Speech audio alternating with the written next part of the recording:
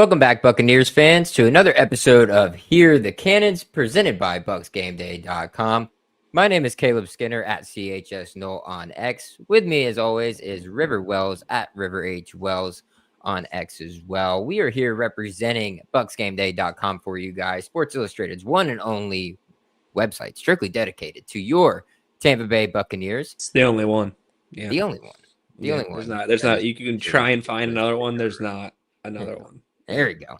It's just it is Buffalo Bills week. The Buccaneers coming off a tough loss. But we have some things that we're going to talk about before we get into a quick little recap. If you guys didn't already, go back and check our recap, our instant reaction, actually, of the Buccaneers' 28-23 loss to the New England Patriots this past weekend in Week 10. But we're moving ahead, looking at that loss. We'll, analyze that a little bit as well. But we're going to take care of some business here in-house, River, some quick hitters that I got for us before we get, dug deep into all of the information. Desmond Watson, Big Des, obviously, Buccaneers signed him coming out of UF, over 400 pounds. Yeah. Lost about, 60? 40, we have no 40, idea. 40 to 60 pounds during that early time before the Buccaneers initially released him. They initially brought him back again. What was that? Just a couple of weeks ago. The end of September. The end of September. So a little over a month ago, they brought him back. He had taken care of some of the things that he needed to take care of. But it was more so due to the depth issues that the Buccaneers were suffering at the time along that defensive front, putting him on the practice squad there, elevating some guys in the process of doing so.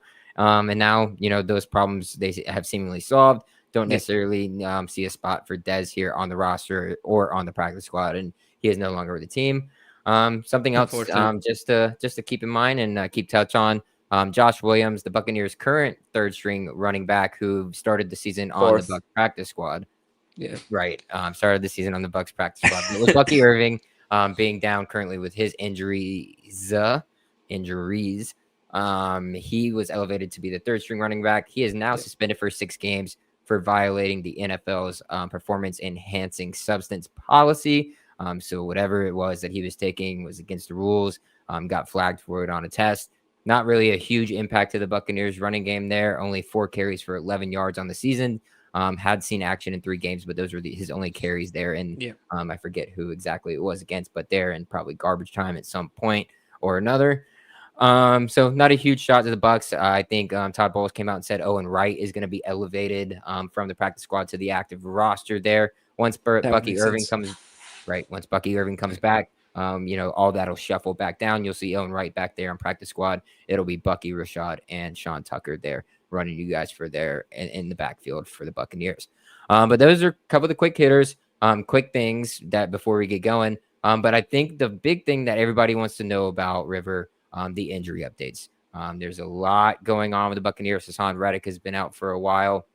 We got Luke Gadecki back last week. And then, unfortunately, Ben Bredeson went down with a hamstring injury there against the Patriots after the first drive in that contest. So not sure how severe that is, but you might be able to highlight a little bit for that on us, as well as some updates here on Bucky Irving and Chris Godwin, who were both listed as limited participants in today's practice. But there is the caveat that today was a walkthrough, and Todd Bowles, I think, also did mention that the rest of this week will probably be very similar. So not sure if we're really going to see that contact for Bucky Irving on his shoulder enough, time for him to be able to come back and make his return this week. But is there a promise here?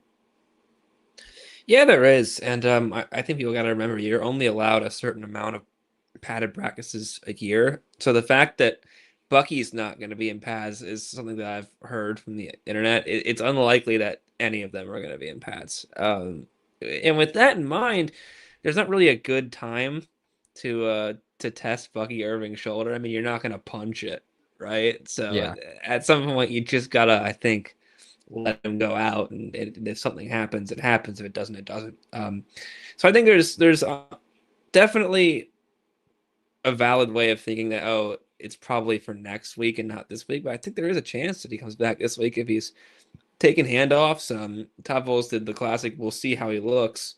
But like I just said, I don't know what else you're waiting for. We heard that he's lifting weights, Todd Bowles said, and that pretty heavily involves your shoulder. So I feel like if he's doing that, it is just walkthrough, so he's not taking contact. The team's probably not going to be really taking much contact for the rest of the week. So I think it's Right. valid to see how he feels, and if he can go, he can go, right? So Chris Godwin, probably a similar thing. We actually didn't see Chris Godwin out there at practice today, but apparently from the injury report that we got on Wednesday, he did in fact practice in a limited capacity. So pull one over on us there. Um, that's another one where, depending on what's going on, his fibula, if they feel like he's, feeling good enough and he's running around, maybe you could see that sort of happen this weekend. And if not, then I think week 12 is a good, at most, target for both those players with Bucky and Chris. I think at most that's probably when they'll come back. But I wouldn't be surprised to see either of them come back this weekend. So no promises, obviously, and don't know how explicitly percentage-wise likely it is, but given the nature of both their injuries and the fact that they're running and the fact that Bucky's lifting weights and the nature of how they're going to be practicing, I wouldn't be surprised. I find it hard to believe this week. It's really hard. We've never really had a clear indication on either of them, right? Like Godwin, No. fibula Yeah. injury. So no clear indications on how severe the injury was, what the injury specifically was for either of these guys, right? Yeah. We know Bucky Irving has kind of gotten over that foot issue that he's had. He's been running. So it's more so the shoulder, which we've come to understand is more serious than initially thought of. A lot of fans clamoring as well, like, why didn't we not put him on IR to begin with? How serious of an injury is this? Is this a torn labrum? It's going to keep him out for, this long of a period or even longer per se because of how severe it is. So we have really no idea where either of these two guys are at. Yeah, it's great to see them out there, running through drills, running on the side, taking handoffs in Bucky's case, running the jugs machine if you're Godwin. But at the end of the day, I'm not really sure how close we are to a return for them. It's so hard to examine this when you don't get very much from the coaching staff. And you really don't. We asked about Godwin quite a few times, and never once did Todd Bowles think to say, by the way, he practiced today. So, yeah, you don't really get a lot from those guys. Yeah, it's brutal out there. And, the Godwin injury, that's obviously related to the injury that he suffered last season. So trying to move ahead with these guys, you're saying maybe this week. I see it probably at least another week later, week 12, probably the earliest for both of those guys. But there's, an idea out there that we could see Godwin, Bucky back most likely before Mike Evans, but we could see all three of those guys back before the end of the regular season. What would that do for the Tampa Bay Buccaneers moving forward if they were able to? Well, I think receivers, Godwin would be pretty nice because a lot of these wideouts in Tampa Bay are having a little trouble with this man-to-man sort of type of coverage, and they're all zone finders. Godwin himself is a zone finder too, but he's also been in the league for quite a long time. People kind of forget, Emeka Ibuka and Tez Johnson have been, I think, really good. Yeah. They're rookies. So you've got two rookies at wide receiver, like leading the receiving core. And then Sterling Shepard, obviously the veteran there that also contributes. But, your two biggest producers right now are rookies. And having Chris Godwin back in that room, a guy who's seen a lot of football, who knows how to do those things that, perhaps the rookies can't do, that's huge. So to have him back in that wide receiving core is another option I think would be pretty big. Bucky Irving kind of offers a different sort of skill set that Sean Tucker and Rashad White do. Bucky is so good between the tackles. He's great as a receiving back. When he's in space, what he can do in space is really incredible. So guys like Sean Tucker, they're speed guys, their explosiveness downhill running, I think is Sean Tucker's best sort of thing. And then Rashad White, really versatile in the pass game, can pass block where the other two can't. So he would add a new dimension, I think, to this sort of this rushing attack that could elevate it possibly and allow Josh Guzar to do a little bit more with the running attack itself. Yeah, it would be great for either of these guys to be back sooner rather than later. All three of those guys in particular. Getting Hassan Reddick back would be huge to kind of allow Anthony Nelson to settle back into his original role, rotational piece, let him be able to fire off, when those plays when he is in the game, instead of being relied upon for the amount of usage that he has been with Reddick out. That's another question mark that we are unsure of how serious of an injury it is. Maybe you're kind of looking at a high ankle sprain there for Hassan, something that could keep you out for as long that he's been out now. But with that being said, River, let's keep things moving. That's your Bucky Irving and Chris Godwin update, guys. So if you are on YouTube, please like, comment, subscribe. We truly do appreciate all the love that you guys do show us. Once you do subscribe, hit that little bell up there in the corner, turn on those notifications. You'll be notified every single time that we are going live or any single time that we post a video, whether that's a reel from practice, anything that's going on, or post-practice stuff from training camp, instant reactions from games as well. We got it all for you here at BucsGameday.com. So please like, comment, and subscribe for us on YouTube. With that being said, River, let's go ahead and just quickly recap what happened this past weekend in the Buccaneers 28-23 loss to the New England Patriots. We knew it was going to be a tough game coming in. You got Drake May, a potential MVP caliber player there at quarterback in only his second season. Mike Vrabel, now the head coach there in Tennessee, in New England after being ousted there and being ousted there in Tennessee. Kind of turning things around. They're looking really good. It's going to be a battle from the get-go. They were without Keyshawn Boutte, as well as Ramondre Stevenson, but it didn't seem to impact them all that much. Travion Henderson had himself a day, his coming out party, if you will, in his rookie season. Drake May, albeit not the Drake May that we're used to, holding him below 100 QBR in the process, the first time all season that a defense has been able to do so. So some positive to take away from it. But Baker Mayfield, and it seems like, the rest of the roster, as well as head coach Todd Bowles and the coaching staff, believe that there was a lot left on the table, even though they only lost by 5 points. I can kind of agree with that. It looks like the Buccaneers weren't really in it when we were watching the game, throughout. At any moment, it looked like the Patriots could be able to take this one and run away with it, which they ultimately didn't happen. Bucs had a chance, but never kind of were able to get there. Consistency, a big factor. And then Baker Mayfield going out there in the post-game press conference and saying, we work on things throughout the week and we talk about these things throughout the week. Yeah. And then when they show up in games and we don't handle them the way that we're supposed to, that's a problem. And it's something that we got to change and something that we got to fix. Has he changed his tune at all following that loss? And what are some of the takeaways that you had from the Buccaneers loss, even though it's not really going to affect them in the grand scheme of things? Yeah, well, I thought this was a total team loss, to be honest with you. People talk about a touchdown at the end with the offense, but they had that 3rd and 4, that 4th and 4 loss protection. 5 for 13 on 3rd down is just not good enough to beat teams of this caliber. And the Bucs were really good at 3rd downs last year, with Josh Grizzard kind of leading that charge, and now right. they're not nearly as good. So I think the offense really couldn't. There's your caveat, is what I was going to say. Yeah, the offense can't really move the ball at will like they should be able to. Defense played stout except for 4 explosives, and people, I think there's a lot of discourse about how that's an outlier, and hopefully it is, but I mean that's still how you lose football games, right? So those were backbreaking. Whenever they needed some stops there, and then special teams, some miscues and punt coverage. Riley Dixon punted one that went into the end zone. Some really short punts from him as well. So all around, I think there's a lot of rhetoric and discourse about whether the Bucs should be hitting the panic button or should they. And there's a lot of people saying, "Oh, don't worry. It's just sometimes you make less plays than a Patriots team, right?" And that's fine. But I mean, you're going to play the Bills and the Rams in 2 weeks, and you can't just say that every time, right? When a really truly great football team like the Rams plays somebody, they don't leave any meat on the bone, right? They decimate you. That's what this Bucs team wants to be, and that's just not where they are. So they have to tighten up, be cleaner, be more efficient on offense, be more tightly guarded on defense, especially for the overheads and the explosives there, and special teams has got to really execute. So I think all 3 phases just got to really go for it.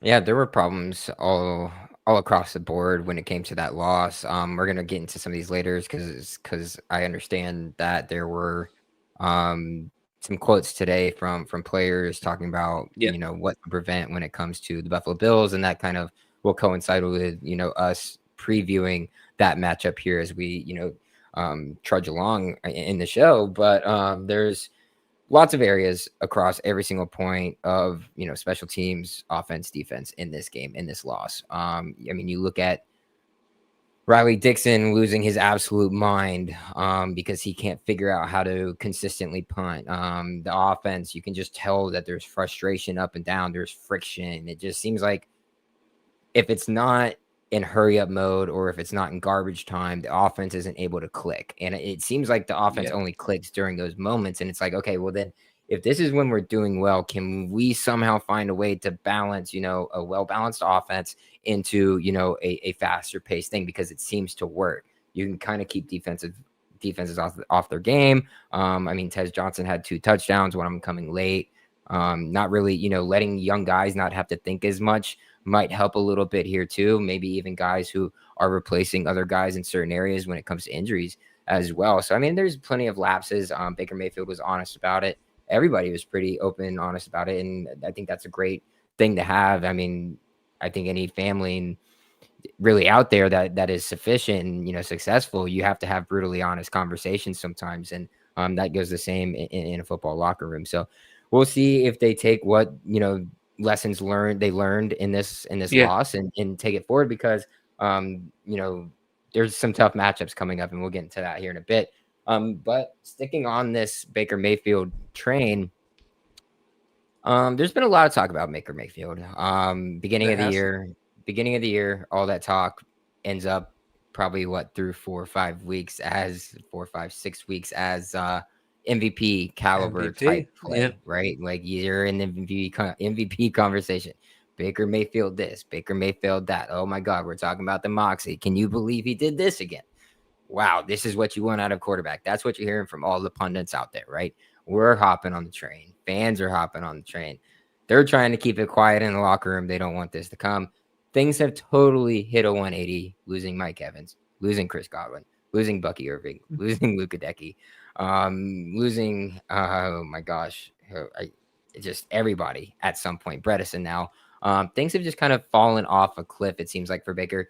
Yeah, his completion percentage is kind of sitting around, the up and down that you see from Baker here. But touchdowns, the consistency when it comes to throwing touchdowns outside of this last game against the Patriots, really down. You look at the yards per attempt, way down from where he began the season over the past 3 Yep. games or so. And then you look at the amount of sacks that he's taken over the past 3 games: 4 against Detroit, 3 against New Orleans, and then 2 against New England. The games before that, 1, 1, 2, 1. And the only time he was ever above 2 was at 4, and that was against the Houston Texans defense of line and linebackers, which we all know what that is. And then you can throw into the fact as well here, he is not utilizing his legs as much, whether that's injury, whatever it may be. He's trying to bypass that. I'll let you touch on that here as well, River. But when you look at his rushing yardage here, beginning of the year, going off 39, 33, 44, drops a little bit here, 13, 15, 14, still a little bit respectable. Baker's still going to get out of the pocket a little bit. But then now the past 3 games, 0 yards on 0 attempt in past 3 games. Yeah. Is there something going on with Baker Mayfield? Is it just injuries? Is it in his head? Is it injuries outside of his own that are impacting it? The offensive line not having that cohesiveness that he was expected to have at the beginning of the year. What is it? Or is this just something that he needs to figure out on his own and that he can improve on? And what does he see it as? Because I know he spoke on it a bit today. Yeah, people bring up injuries with this, and he's been adamant that injuries happen in the NFL, and it's no excuse when it comes to a quarterback's play. And I think that's definitely part of it. But it could limit the way that you run. I think it really also is teams are closing those running lanes, and they're utilizing a spy on passing downs. And I think that's really kind of messed with Baker Mayfield's rhythm a little bit. A lot of teams have tried to do this. The Patriots have done it. The Lions did it successfully, and it's definitely, I think, affecting the way that he sees the football field. So that's something he's probably going to see more often, and I think he's going to have to be able to overcome that sort of thing and get in a better, calmer rhythm, essentially. So, yeah, every quarterback has the intention to pass, and Baker Mayfield's going to take every rep when he's rolling the pocket with the intention to pass. But, we've seen him on 4th and 14 or 3rd and whatever, be able to convert these things. And he's just not attempting those as much. And part of that's probably because, he's dealt with some oblique stuff. He's dealt with some knee stuff. And otherwise, I think teams are just getting wise, right? They're sensing out his rhythm, what he likes to do. And they're kind of changing their offense or their defense to attack the formations and the styles that he's weak against. So I think that's all part of it.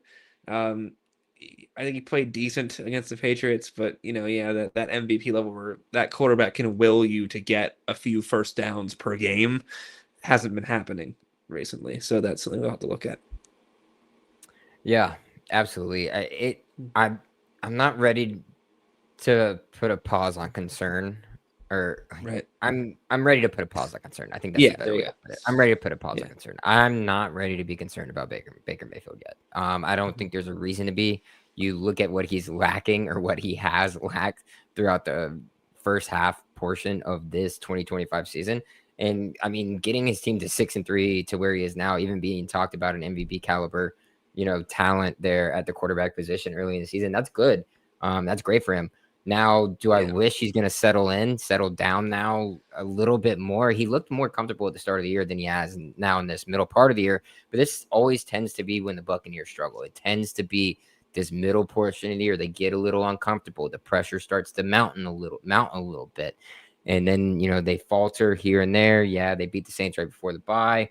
Then they lost a game right before that. And then they lose right after. So where are they really? Where is Baker too? But I think a lot of it can be contributed to those injuries surrounding him. On Yeah. top of his, I know Possible. he's been dealing with injuries. It's probably injuries Todd Bowles isn't even letting people know about. Who knows if Baker's even telling Todd Bowles or the athletic training staff, because that's kind of who Baker is as just a man and a leader in that locker room.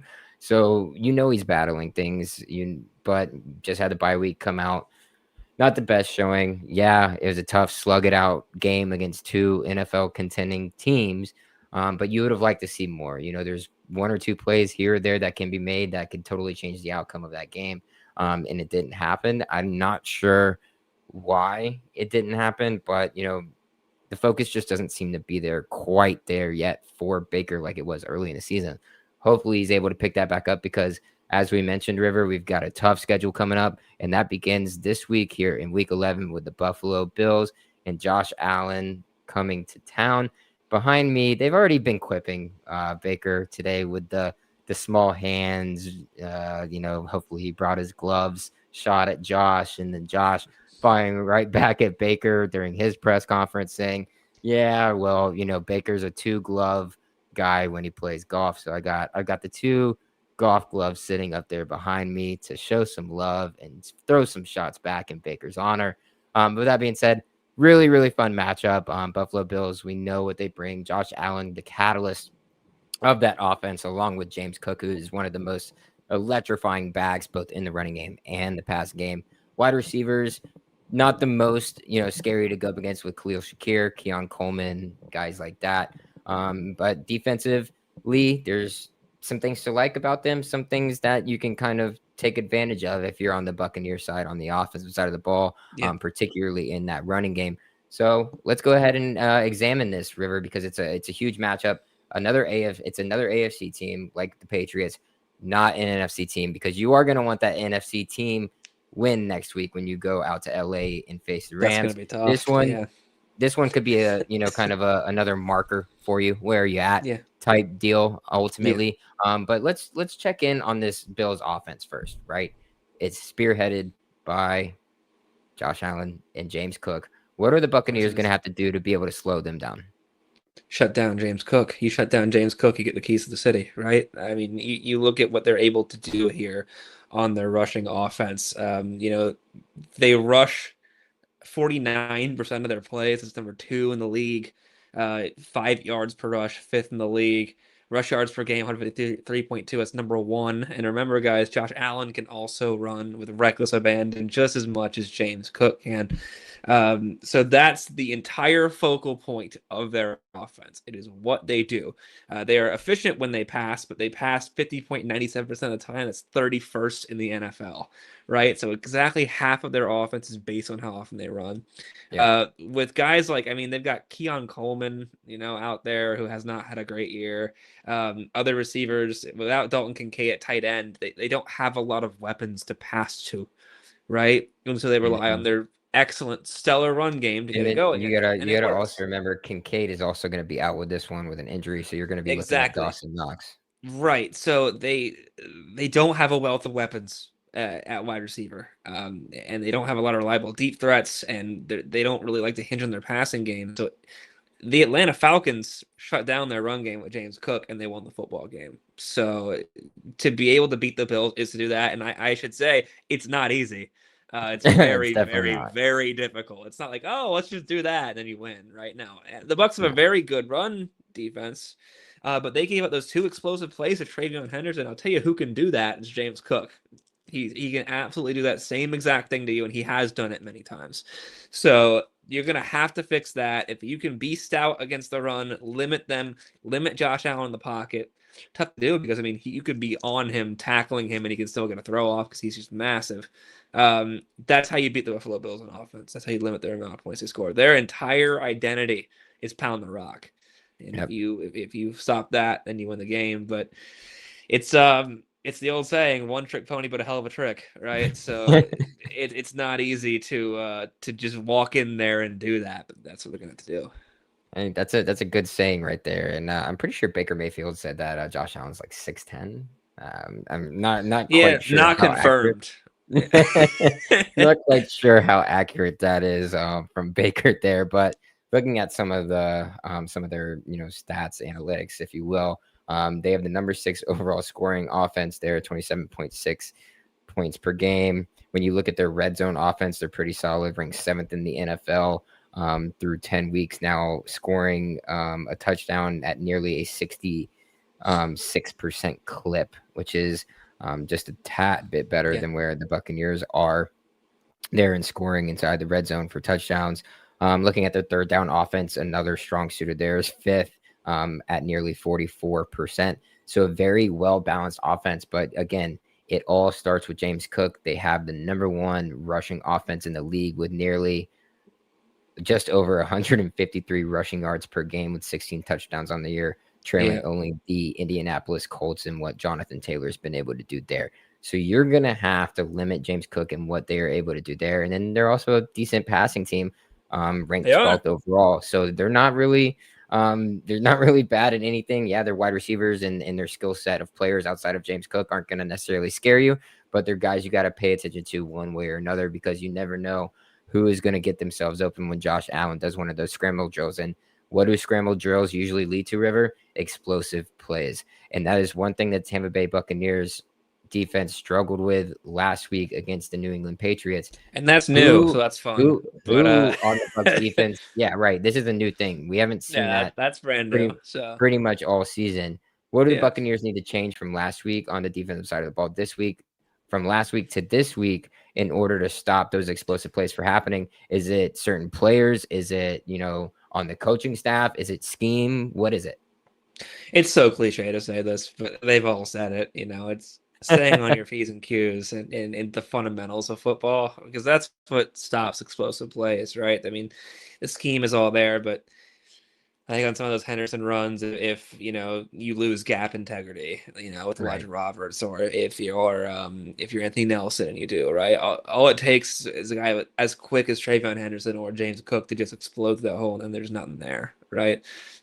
So just being tight on that and miscommunication has been this thing that occasionally pops up in a Todd Bowles defense, because it's so complicated. And then sometimes we'll just have it happen like midway through the season. Like, oh, we missed this, It's the so worst though when it happens. When so you see a bust in Todd Bowles' defense, it's like, oh no. Yeah. So I mean, they otherwise played pretty sound. I mean, the Patriots were 5 for 14 on third down, which is worse than the Bucs. So I mean, other than that, which is a huge other than that, by the way, like other than the 4 massive back-breaking plays, other than that, they played well. So that sort of thing, when you play great football teams, that's the type of thing you have to do if you want to be a great football team. And I think Todd Bowles said, we're a good football team, we're not a great football team. And those type of things is what makes that seem like it's true, right? And tell me, Bowles, I know. Yeah, so I mean, just stay on top of that. Make sure that you're very tight in that area, and that's how you stop explosives. And then you got to do the rest of the work, scheme wise, which they've been doing recently. So see how that goes.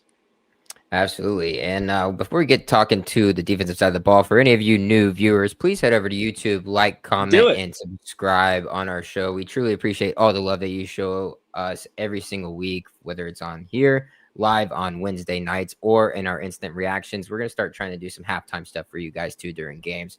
Just trying to build this thing out, give you guys more digital content to be able to consume as much Buccaneers content as you possibly can. So please like, comment, send in your questions. We love to answer your questions if you have any. So shoot those in the comments section as well. And then subscribe while you're here watching with us as well. Once you're done subscribing, go ahead and click that bell button up there in the top corner. Turn those notifications on, and you'll be notified anytime that we post a video or go live. But River, looking at the other side of the ball here, the Buccaneers offense, inconsistent in weeks, right? Yep.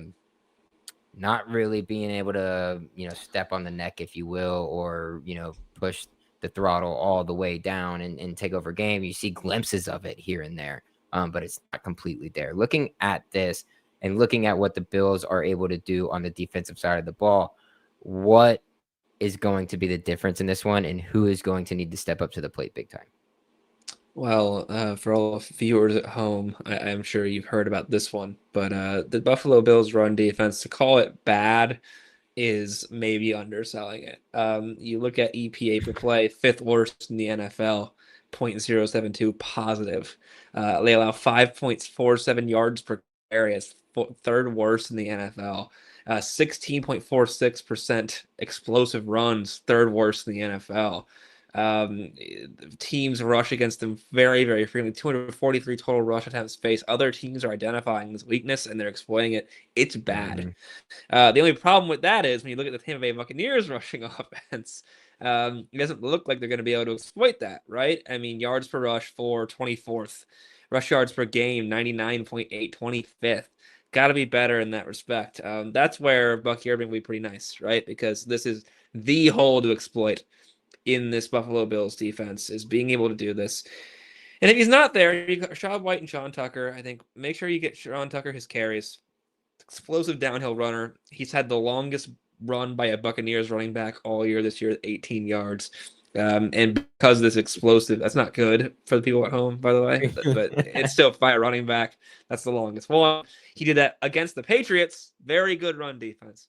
So with this explosive play rate, almost 17% in the run game, getting a guy that's as explosive and as fast, and I think Sean Tucker is the most of those two things that the running backs in the room. You should be leaning on him, I think. So I would give him his carries. Let Rashad White be versatile out of the backfield, pass blocking, receiving back, that sort of thing. And if you can get Bucky, even better, right? Supplement all those guys. So that's going to be the key. Josh McDonald's got to get in his bag and figure out really unique, innovative ways to run the football. We saw in that Saints game that 4-play sequence in the red zone that ended up being a turnover on downs with very similar sort of run concepts all 4 times. Can't be doing that against this team. If you could really mix it up and throw something wild at them, statistics says that they don't have the juice to be able to even cope with that. So I think that's what you're going to have to do. Jeff Zard's going to have to step up in his play calling as a run play caller. Rashad White, Sean Tucker, got to really get it pumping. And that line, man, it's been tough sledding because the line has just been brutal. No Ben Bredeson, likely. That's going to be tough. That makes it so much harder to run. If it's going to be Mike Jordan at left guard and it's going to be Dan Veeney at right guard, they really have to step up and be able to run block for these guys, because that's how you're going to have to be the Buffalo Bills. Yeah, I mean, you got to run the ball to win the game. That's it's pound the rock, control the clock, guys. It's an adage as old as time. I mean, you look at what the Kansas City Chiefs have done for years. They've never had the best running game. They don't need the best running game, but they have to run the ball, and they run the ball, and they run the ball, and they run the ball. So run the ball, open up the offensive line. And if you're going to run the ball, by the way, Josh Grizard, if you're going to run the ball, can we run it to the right side every once in a while? I am over left side runs. I get it. You haven't had, your guys in there on the right side. But what are you doing, dude? You can't just beat a dead horse. I'm sorry. I had to say that. Sorry. Run the ball to the right side, please. Just run any offense to the opposite side of the field. You got to be able to mix it up. It's over and over and over again. And if you're not going to mix it up, you're going to allow defenses to key in on you. And that seems to what's been happening. I mean, that's why you're not able to get plays over 20 yards, why Baker's averages are so low in, yards per attempt or yards per completion. Not only is it his offensive line, but like it's the scheme. Not only is it his wide receivers being out, but it's guys not able to get open because they're not put in in an advantageous position to be able to be successful. And that starts with who? The offensive coordinator. Guess who was in charge of the Bucs third down last year? Josh Grizzard. Guess who has one of the worst third down offenses in the league this year? The Tampa Bay Buccaneers. Guess who's the OC? Josh Grizzard. Unless he's passed that on to anybody else, which if he has, you're still the OC and you take full-time responsibility for that. That's your job. Just as the head coach will take responsibility for any mess up that you will have. That's part of the business, right? That's part of any job, really. Anybody above you has to take responsibility for what you did ultimately. So I'd like to see improvement from Josh. This is not like a boo, Josh Grizzard, segment or anything like that, but it's got to improve. I mean, it's got to get better. And I mean, it's got from top down, coaching to players to just every aspect of it. It's like the offense can be so good. You can see it. And then it's just like, okay, well, 3 and out. Okay, next drive, punt, next drive, turnover, next drive. Oh, wow, look, 10 play, 80-yard drive, touchdown. Oh, look, next play, next drive, 40-yard explosive bomb to Mekabuka, stall, only 3 points. Like, it's up and down. It's up and down. You don't know where it's going. I wanted to put the stats behind this because you brought it up. All right. I'm going out here on a tangent. But... No, of course. I looked this up on Sumer Sports. I could be wrong. Right? You're not. So I've had Sumer Brain. Sumer Sports is really fantastic tool here. Break down left side versus right side runs with Tampa Bay Buccaneers in the time that you are ranting inexplicably. 112 attempts on the left side, 87 on the right, 23 up the middle. So that's almost 50% of Tampa Bay's runs are going to the left side. So that's a pretty clear preference so far this year. So that is something important to note, I would say. And it's probably because Luke Gedecke's been out for so long. I mean, that's probably the big reason. Obviously, right? that's the big part of it.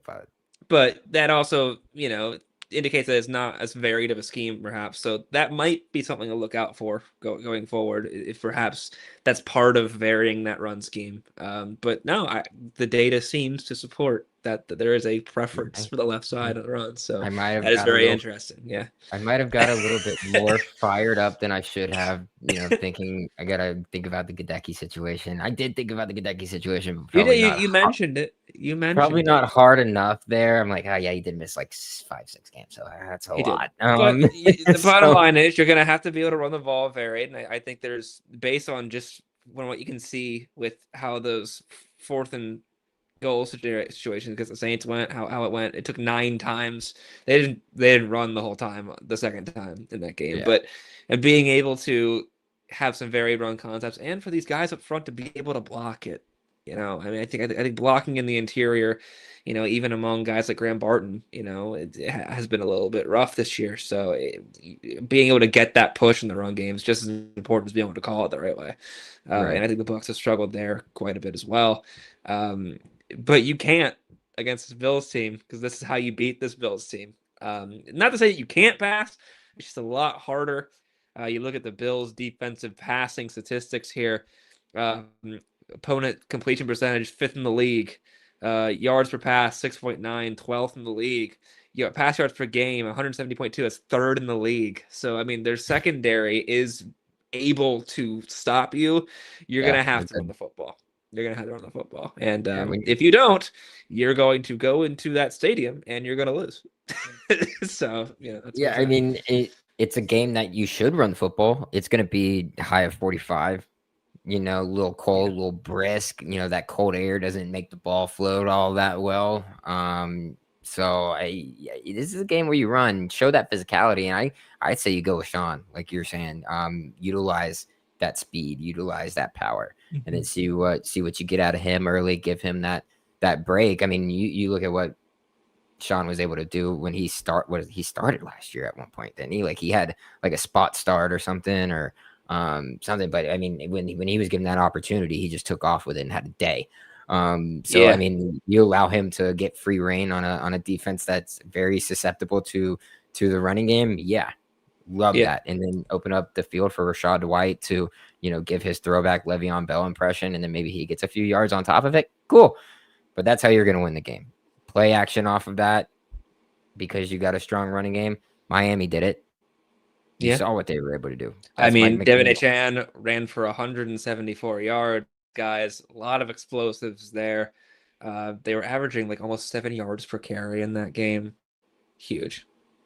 Yep, and as Marcel is saying here, as we have said as well, Miami took down the Bills, so Grizz has a chance to showcase his skills as a new team. Yep. Yep, and that's what we're calling for. And then we got Edwidge here on Facebook. Is Chris Godwin playing? We touched on this a little bit earlier, Edwidge, before you were probably able to hop on. I know there's been some issues there with Facebook and what time the show ends up going live over there. So truly appreciate you hanging in there with us and asking this question. So for you guys on YouTube, if you haven't watched it, or for you guys who joined us late on Facebook, go back on YouTube and be able to check in on the Chris Godwin information. But my personal opinion is Chris Godwin will not be back this week, but I do think it is on the agenda here, probably in the next 1 to 2. How about yourself, River? What are you hearing over at $1? I would probably say the same thing. I think there is a chance he comes back this week, but I think at most it's looking like next week against the Rams will be the game that you really need to win, even though the Rams look like an absolute unkillable buzzsaw at the moment. So they would probably come back for that one. Yeah. Yeah, good stuff there. It would be great to have some of these guys back for that Rams game.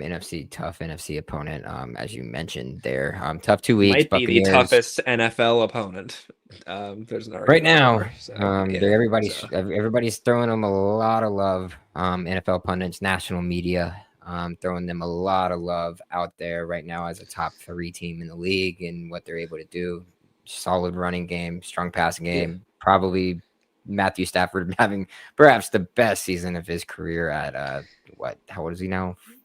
He's in his 30s. I think he's probably MVP right now. He's thrown 20 consecutive touchdowns with no picks. I mean, yeah, impressive. Dude's having a great year. Very not talked about as much as I think they possibly should be, including that MVP conversation there for Matthew Stafford. But that's in 2 weeks. Marcel hoping the best players show up for the Rams game as well. I think God willing they will. Yep. I think that might be kind of where you see this pathway going. Look at what the training staff says. Look at what the coaching staff says. Hey, they're limited this week. There's a possibility they could return, but at the end of the day, it's an AFC match. It's versus an AFC team. Grand scheme of things, not really going to affect you all that much. Atlanta or Carolina could pick up a win this weekend, start to creep up on you a bit, but those real games matter here at the end of the season with the Rams, and then 4 out of your last 5 coming up against the NFC South opponents there in the division. Anything else you got for us, River? Oh, actually, yeah. I'm gonna let you do this one. We usually don't do this, but River, your prediction for Sunday's matchup against the Bills. You can't just he springs this on me, guys. I do it. I haven't done this since like week 2. So you haven't, so it comes up quick. I think the Bills are gonna take this one, to be honest with you. Away game, tough, not favorable conditions. I don't know if the Bucs run game has quite the juice to take advantage of Buffalo's bad run defense. I think the Bills are quite angry about that Miami loss, and obviously the Bucs are angry about the Patriots loss. But I think the Bills are probably just gonna get it done. They're playing more disciplined football right now. They are a little bit one-dimensional, but they're doing really good in those dimensions. I think the Bucs are just gonna fall a little bit short. Hard to disagree there. We all clean swept last week by taking the Buccaneers to beat no more perfect pickers. No more perfect pickers for us. No more perfect pictures. Perfect pickers over at BucsGameday.com. You guys head over there and check out all of our digital print media that we have going out for you guys around the Tampa Bay Buccaneers. We truly do appreciate all the love you guys show to us over there, as well as over here. If you are watching anywhere other than on YouTube, we implore you to go over there, like, comment, subscribe, and show us some love. We truly do appreciate it. Be sure to turn on those notifications as well, so you're notified any single time that we are going live. With that being said, River, I'll let you go ahead and sign it off for us, my guy. Fire the cannons.